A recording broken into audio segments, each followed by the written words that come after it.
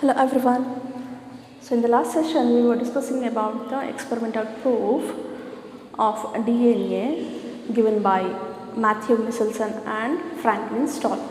They proved that the DNA replicates by using E. coli bacteria and sodium chloride. In the sodium chloride they used a heavy isotope N15 and later on they used the N14 which is a lightweight isotope. With that, it confirmed the DNA replicates itself.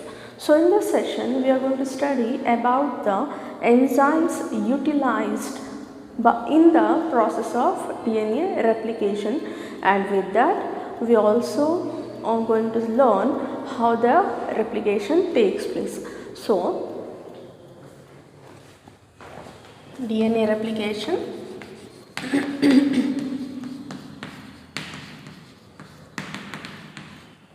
The machinery, the headline is machinery and the enzymes. So, we'll see the definition of replication first. First, the replication is nothing but the DNA molecule, it synthesizes its own copy. Its own copy in the or at the interphase stage of cell cycle, when it is multiplying or it is synthesizing its copy at the stage of interphase of cell cycle.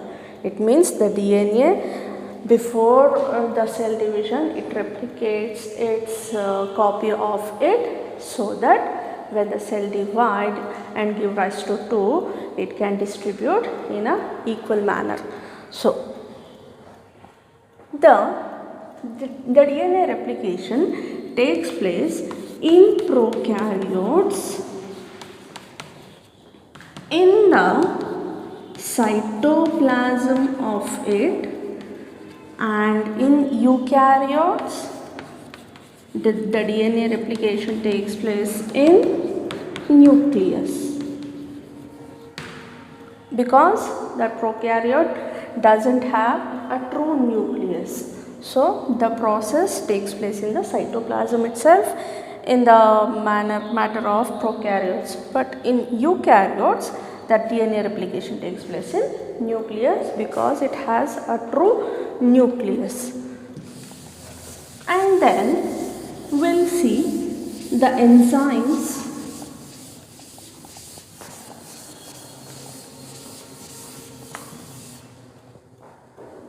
used in the DNA replication. Enzymes which is important to learn, and which on the enzymes they'll ask you a few questions, or like a 1 mark question or 2 mark question they'll ask you. So note down the enzymes utilized during DNA replication. The first enzyme I'd like to mention here is helicases. The helicases, this enzyme acts as unzipping enzyme. It unwinds the DNA helical model. I think this is the DNA helical model. It is a coiled one, right? So between one strand and one more strand, what is present here? The hydrogen bonds are present, right? So these hydrogen bonds breaks, that breaking mechanism done by helicase enzyme. And then next is DNA polymerase. The DNA polymerase, this is the enzyme which builds the new DNA molecule. And then RNA primase. So this RNA primase, this enzyme it acts as, or it is the enzyme which synthesizes the fragments of RNA, and then it synthesizes RNA fragments which is known as RNA primer.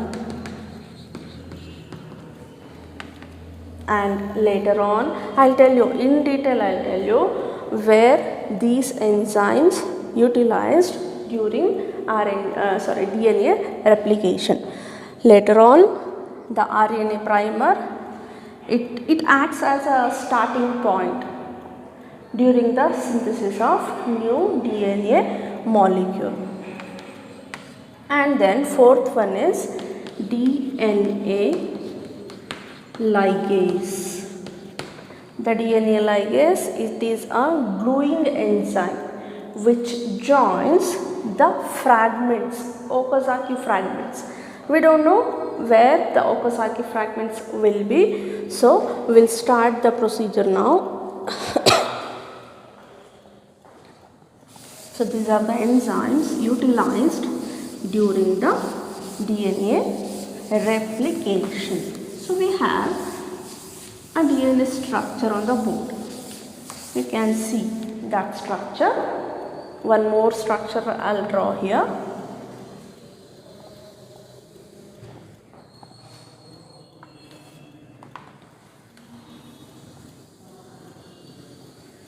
Alright.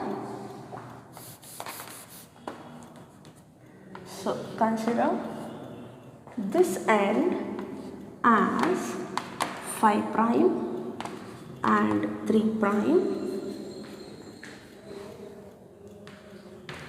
3 prime, 5 prime. Alright. So as I told you, the helicase enzyme, it unwinds the 2 DNA strands.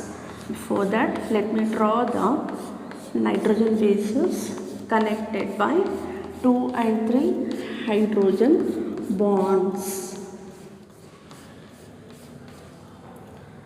Helicase enzyme. Helicase enzyme, what actually it is doing? It is doing, or it breaks the hydrogen bonds at particular site. How come it know this is the site? I should break the hydrogen bonds. To make it clear, it has the DNA helical structure, the DNA double bond, helical double bond. It has the site or sequence, like sort of sites on the DNA double helical model. Those sites are known as origin of replication. So these sequence of origin of replication, on to that the helicase enzyme, it start acting.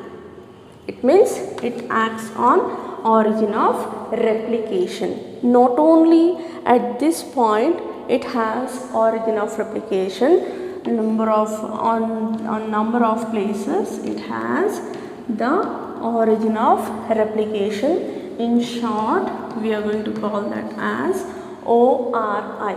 You will be having one more question on this origin. What is origin of replication? So this is the site where the helicase enzyme acts. That helicase enzymes opens the or unwinds the DNA helical model. Okay, think this is ORI in this model. Don't write both the diagrams, only one is enough. When it acts on this point, the bonds, hydrogen bonds get break, and these strands, it will get separate. Now we have, in this short segment, we have an opening in the DNA helical model. No doubt, again it will rejoin, recoil, to prevent that top isomerases. Top isomerase enzyme cuts the DNA molecule at certain point and rejoins. One more thing, the topoisomerases enzyme cuts at certain point, breaks the DNA molecule at certain point and rejoin, only to avoid the recoiling of unwind DNA molecule. Okay, so one more point is there. Some proteins are also present. So those proteins are single stranded protein molecule. It will be present on the DNA strands. It will also prevent coiling the DNA helical model. So we have 2 points here. One is topoisomerase enzyme, one more is protein molecule. So those two prevents the recoiling of DNA helical, the two DNA strands. Okay, so this is the first step is done now. What we have completed, we have two separate strands here.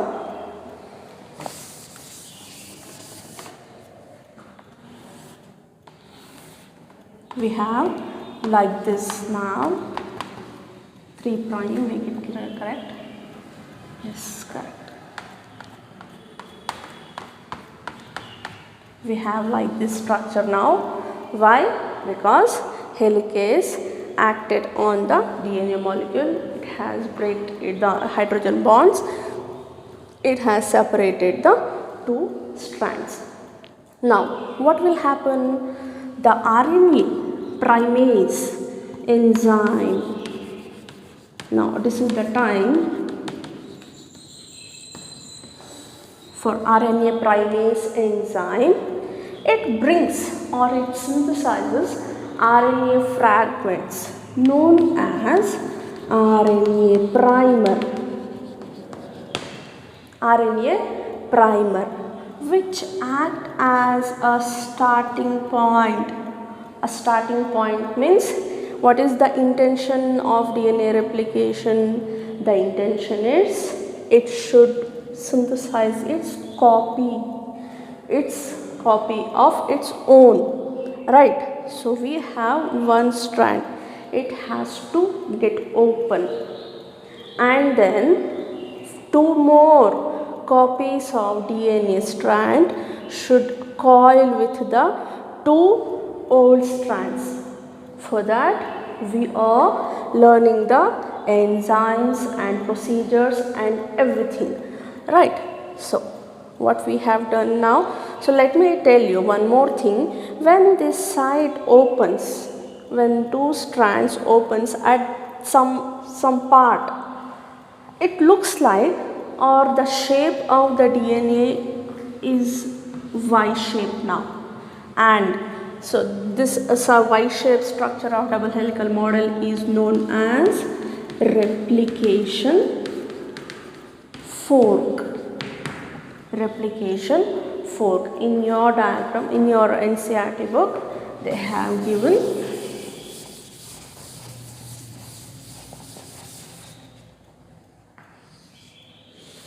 like this. It means what? So this point, this fragment, it has opened, and these fragments or these strands, they still connected with one another, and this strand start from 3 prime to 5 prime and 5 prime to 3 prime. Alright. Now, where we are now? We are in the RNA primase. What actually the function of RNA primase? It synthesizes its RNA fragments It synthesizes RNA fragments known as RNA primer, which act as the starting point to connect or to synthesize the DNA molecule, a new DNA molecule or new DNA strand. So that starting point runs or it begins from the 3' to 5' polarity. Only the RNA primer, it has the ability to start its point from the 3' to 5'. 3' to 5'. So it starts its journey. Later on, the DNA polymerase, it begins or it connects with the RNA primer, and it keep on moving with the DNA strand, with this DNA strand, and the meiosis will be, meiosis means 5' to 3'. So remember, if the old strand meiosis is 3' to 5', why I am taking this 3' to 5' polarity or meiosis? Because RNA primer, it has the ability to start its function or to hold the starting point from 3' to 5'. Okay, so the primer, so the next new strand polarity will be 5' to 3'. It means 5' to 3'. We have like if this strand comes in contact with this strand, a new strand synthesized. Here in this diagram, how can we show here? Like this, the strand synthesizes without any break, a continuous strand we got with the polarity 5' to 3'. So that's why it is known as continuous strand or leading strand. Okay, only at the polarity of 3' to 5' end. And then next is, what will happen to the one more strand? How the newly synthesized strand begin, or how RNA primer it hold its starting point, because it doesn't have the 3' to 5' polarity here. This strand polarity is 5' to 3'. It can't start its journey now. So to avoid that misconception, the RNA primer, what it will do? It will start its starting point from this way, from this strand, like this direction. Only a fragment of RNA primer comes and sits on this strand. One more fragment join this strand. One more fragment of RNA primer join this strand, and one more. Like this, number of strands come and join this strand. And don't forget, we have a fragments of strand, not a continuous strand like this strand. Alright, so now these strands, like it was discovered by, see, like this, by a scientist known as Okazaki. Alright, that's why they named after the scientist. The fragment names are also known as Okazaki fragments. These Okazaki fragments After coming and joining this strand, they join with one another by means of an enzyme known as DNA ligase. In the starting point itself, I told you DNA ligase, it is an enzyme act as a gluing enzyme.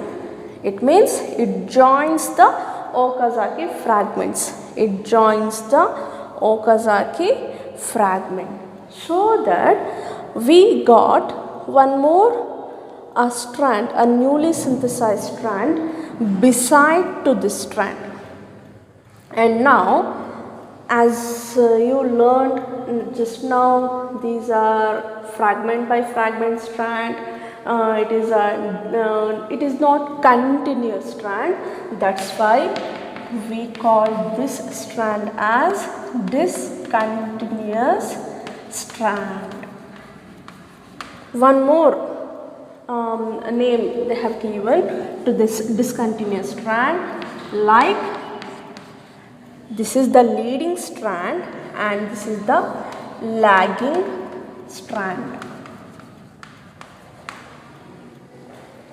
Okazaki fragments, lagging strand, discontinuous strand, and the polarity will be 3' to 5'. Alright, so what will happen in the next step? We got only a short fragment of newly synthesized DNA molecule. What about these regions? Here, the helicase enzyme. Remember, the helicase enzyme do not open all the DNA molecule in one go. It will open the helical model bit by bit, part by part. So after finishing this, the helicase enzyme opens or breaks the hydrogen bonds.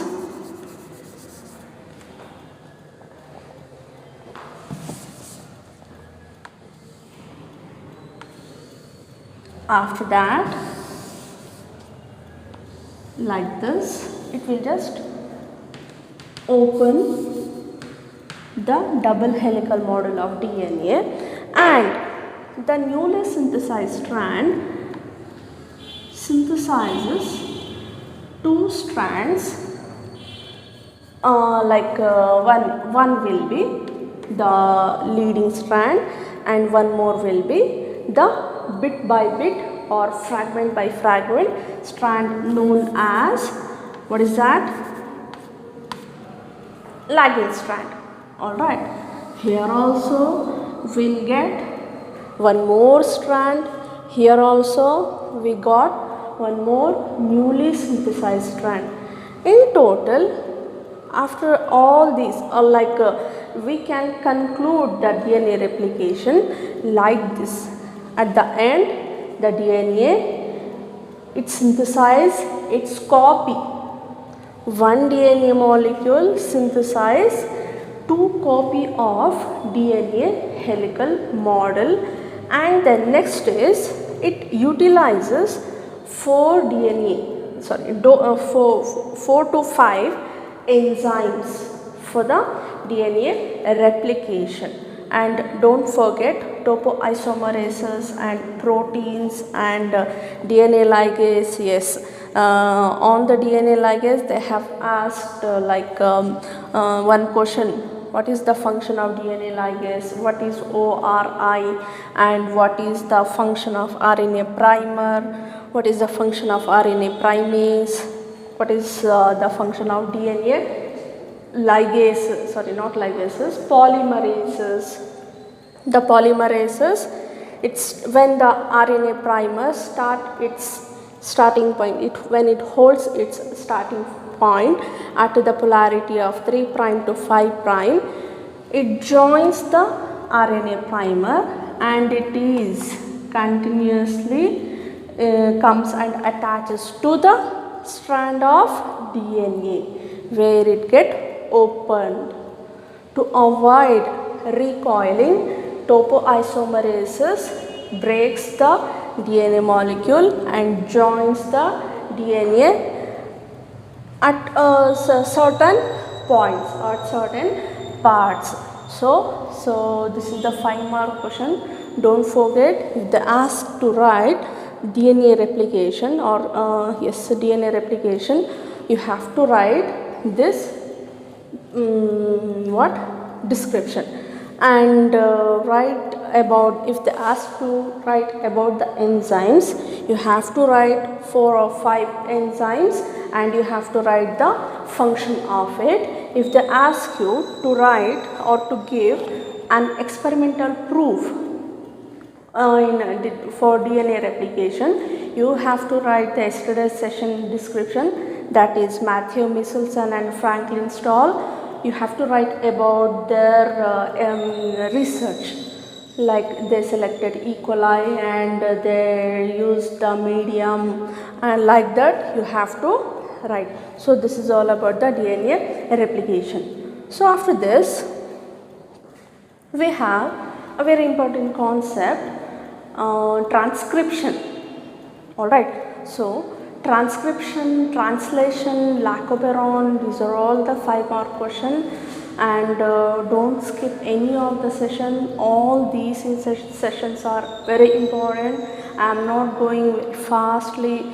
I am doing part by part, only small concept I am choosing only to reduce your stress. Follow these concepts so that you will be thorough in this chapter. Okay, thank you.